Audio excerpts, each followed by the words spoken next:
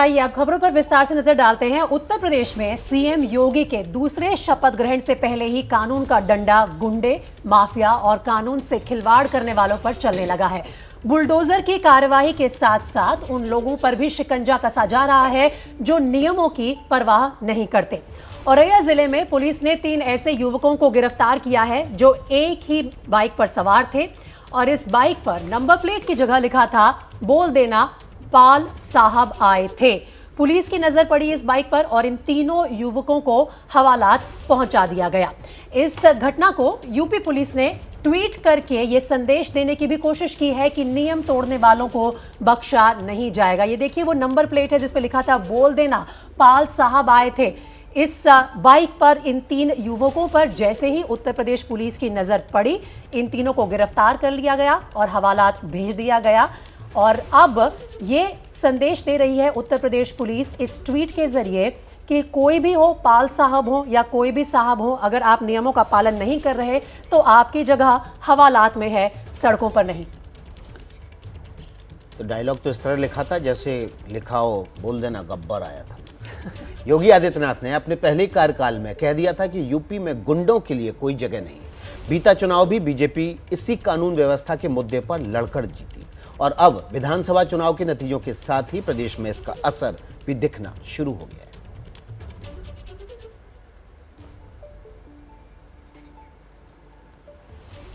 चलिए आपको ये खबर हम दिखाते हैं और खबर दिखाते हैं आपको।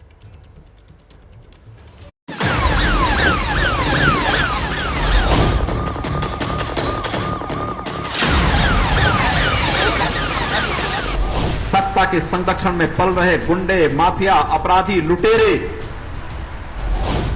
ये सब के सब मेहरबानी करके वह तो उत्तर प्रदेश छोड़ करके चले जाएं और अगर उत्तर प्रदेश में रहेंगे तो फिर उनके लिए 2 जगह होंगी। मुझे लगता है उस जगह कोई भी नहीं जाना चाहेगा और उसके बारे में तय करने क्या होना है।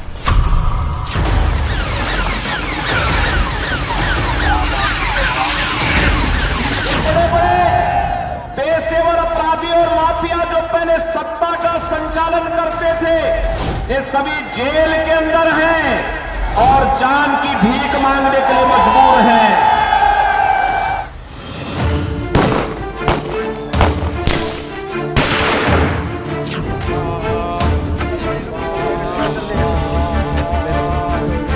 अंतर्राज्यीय चैन स्नैचर है। करीब 20 घटनाएं कई थानों में इनके द्वारा कारित की गई हैं। जवाबी फायरिंग में पुलिस टीम ने उस पर फायर किया जिसमें उसके पैर में गोली लगी है।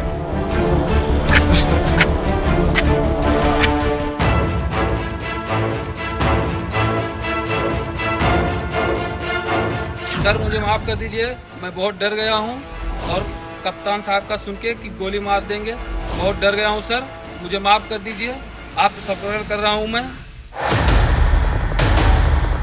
जान बचाने का खौफ कहिए, अपराधियों के मन में सरकार के नाम की दहशत कह लीजिए या फिर यूपी में कानून का कसा हुआ पंजा मान लीजिए। जो भी है, यूपी की सियासी पिक्चर की हकीकत फिलहाल यही है। जो कानून को तोड़े वो गलत और जो कानून की माने वो ही सही है। देख लो, पूरी गर्मी शांत करवा देंगे। उत्तर प्रदेश के अंदर जितने भी माफिया और आपराधिक प्रवृत्ति के तत्व थे उनको इस स्थिति में मजबूर कर दिया गया कि माफिया, ये अपराधी, पेशेवर अपराधी आज गले में तख्ती लटका करके जान की भीख मांगने के लिए मजबूर होते हैं। ये बदली हुई उत्तर प्रदेश की नई तस्वीर है। योगी आदित्यनाथ यूपी की जिस नई तस्वीर का जिक्र कर रहे थे उसी की मिसाल आपकी टीवी स्क्रीन पर मौजूद है। ये गोंडा के छपिया थाने की तस्वीर है जहां अपराध के मामले में वांटेड अपराधी गौतम सिंह हाथ में तख्ती लेकर पहुंचा जिसमें लिखा है, मैं आत्मसमर्पण कर रहा हूं, मुझे गोली मत मारो। देख लो, पूरी गर्मी शांत करवा देंगे। सर मुझे माफ कर दीजिए, मैं बहुत डर गया हूं और कप्तान साहब का सुन के कि गोली मार देंगे बहुत डर गया हूं सर, मुझे माफ कर दीजिए। आपसे सपोर्ट कर रहा हूं मैं, गोली मुझे मत मारिए सर। गौतम सिंह पर गल्ला व्यापारी के अपहरण का आरोप है और वो अपने इस गुनाह का कबूलनामा भी कर रहा है। देख लो, पूरी गर्मी शांत करवा देंगे। क्या नाम है तुम्हारा? गौतम सिंह। पिताजी का क्या नाम है? राजेश्वरी सिंह सर। क्या घटना कर दी थी तुमने? गल्ला व्यापारी को उठाया था सर। कहाँ से? भवनान से सर। और कौन कौन थे तुम्हारे साथ? राजकुमार, शिवम, जुबेर और हम थे। तुम इतना कैसे डर गए?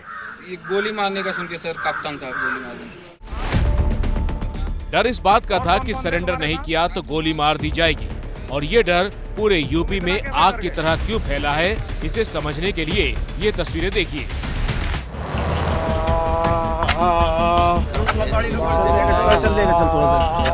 सफेद पैंट और गुलाबी शर्ट पहने एक शख्स को दो पुलिस वाले सहारे से ले जाते हुए दिखाई दे रहे हैं। सहारा इसलिए देना पड़ रहा है क्योंकि इसके पैर से खून निकल रहा है, और खून इसलिए निकल रहा है क्योंकि पुलिस की मुठभेड़ में इसके पैर में गोली लगी।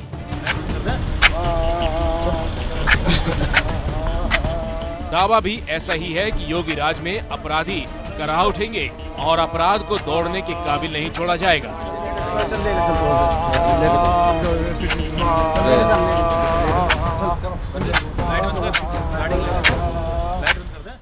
दरअसल गाजियाबाद में पुलिस और बदमाश कमर उर्फ कल्लू के साथ मुठभेड़ के बाद ये तस्वीरें सामने आईं। पुलिस के मुताबिक बदमाश कल्लू हरियाणा, राजस्थान समेत यूपी के अलग अलग इलाकों में चेन स्नैचिंग की वारदात को अंजाम दे चुका है। कमल उर्फ कल्लू जो अंतर्राज्यीय चैन स्नैचर है, इसको इंदिरापुरम पुलिस ने इसके साथी के साथ पकड़ा था। पूछताछ में इसने अपने एक और साथी का नाम बताया था, जिसको पकड़ने के लिए पुलिस टीम के साथ जा रहा था। इंदिरापुरम क्षेत्र में ही 5-6 की पुलिया के बीच में किसी बहाने से ये नीचे उतरा और सिपाही रिवाल्वर लेके भागने का प्रयास किया और जान मारने की नीयत से पुलिस टीम पर फायर भी किया। जवाबी फायरिंग में पुलिस टीम ने उस पर फायर किया, जिसमें उसके पैर में गोली लगी है। देख लो, पूरी गर्मी शांत करवा देंगे। 2022 की चुनावी रैलियों में भी योगी आदित्यनाथ ये बताना बिल्कुल नहीं भूले थे कि बीजेपी सत्ता में वापस आई तो जो अपराधी दहशत की दुकान चलाते थे वो योगी राज में थर-थर कांपते हैं। देख लो, पूरी गर्मी शांत करवा देंगे। जो अपराधी खौफ और दहशत का एक माहौल बनाते थे, आपने सत्ता बदलते ही आपके वोट की कीमत ने आज उन अपराधी और माफियाओं को गले में तख्ती लटकाते हुए और ये कहते हुए सुना होगा कि जान बकस दो, मैं ठेला चला करके पेट भर लूंगा लेकिन अपराध नहीं करूंगा। और देखिए, यूपी विधानसभा के चुनाव नतीजे आते ही यूपी के सहारनपुर से क्या तस्वीरें आई हैं। तस्वीर में 4 लोग हाथ जोड़े दिखाई दे रहे हैं। बीच में एक महिला है। दरअसल ये चारों भाई हैं और महिला इनकी मां है। चारों भाई शराब की तस्करी का धंधा कर रहे थे। सोमवार दोपहर को चारों भाइयों ने अपराध और शराब के धंधे से तौबा की और माफी मांगते हुए कहा कि वो मेहनत मजदूरी करके अपना परिवार पालेंगे। तस्वीरों में जो होता दिखाई दे रहा है उसी बात को गृह मंत्री अमित शाह अपनी रैलियों में दोहरा रहे थे और आंकड़ों के दम पर दोहरा रहे थे। उत्तर प्रदेश के अंदर 2017 में भारतीय जनता पार्टी की योगी आदित्यनाथ की सरकार बनने के बाद ये सारे के सारे गुंडे उत्तर प्रदेश की बाउंड्री के बाहर चले गए। 2017 के बाद 2022 में आपके सामने आया हूं, भारतीय जनता पार्टी का रिपोर्ट कार्ड लेके आया हूं। अमित शाह ने कहा था कि वो डेटा लेकर आए हैं, इसलिए डेटा से ही समझते हैं कि वाकई यूपी में अपराध कम हुआ है। इसे क्राइम रेट से समझते हैं। क्राइम रेट यानी 1 लाख की आबादी पर कितना अपराध हुआ। नेशनल क्राइम रिकॉर्ड ब्यूरो के मुताबिक 2016 में यूपी में हत्या का क्राइम रेट 2.2 था, जो 4 साल बाद 2020 में घटकर 1.7 हो गया। यानी हत्या के मामलों में 23% की कमी आ गई। ठीक इसी तरह 2016 में यूपी में बलात्कार का क्राइम रेट 4.6% था, जो 4 साल बाद साल 2020 में घटकर 2.5% हो गया। यानी 4 साल में बलात्कार की घटनाओं में करीब 40% की कमी आई है। जबकि 2016 में अपहरण का क्राइम रेट 7.3 है, जबकि 4 साल बाद 2020 में ये घटकर 5.6 हो गया। यानी योगी राज में अपहरण के मामलों में 23% की कमी आई है। योगी जी के शासन में अपराधी किस तरह खुद भागकर जेल गए और मांग करते रहे कि हमें बंद कर दो। वो सालों से इस चुनाव का इंतजार कर रहे हैं। उन्हें एक ही उम्मीद है कि जल्दी से जल्दी चुनाव आए, कैसे भी सरकार बदल जाए ताकि वो जेल से बाहर आ सके। देख लो, पूरी गर्मी शांत करवा देंगे। ये बातें यूं ही नहीं कही गई थी। गुंडों में फैली दहशत के दावे यूं ही नहीं हुए थे। इस वक्त टीवी स्क्रीन पर शामली के कैराना की तस्वीर है।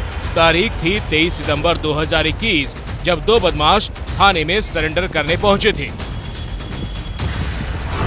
योगी सरकार 1 हो या फिर योगी राज 2, तस्वीरों में बहुत ज्यादा फर्क नहीं आया है। ताजा तस्वीर सहारनपुर के चिलखाना थाने से आई है, जहां संगीन मामलों में जेल में जा चुके हिस्ट्री शीटर थानों में लाइन लगाकर हाजिरी दर्ज करवा रहे हैं। देख लो, पूरी गर्मी शांत करवा देंगे।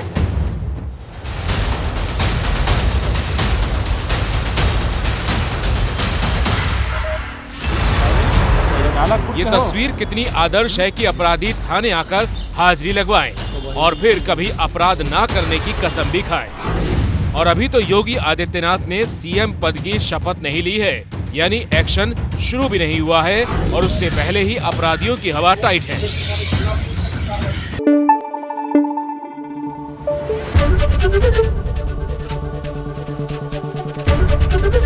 एबीपी न्यूज आपको रखे आगे।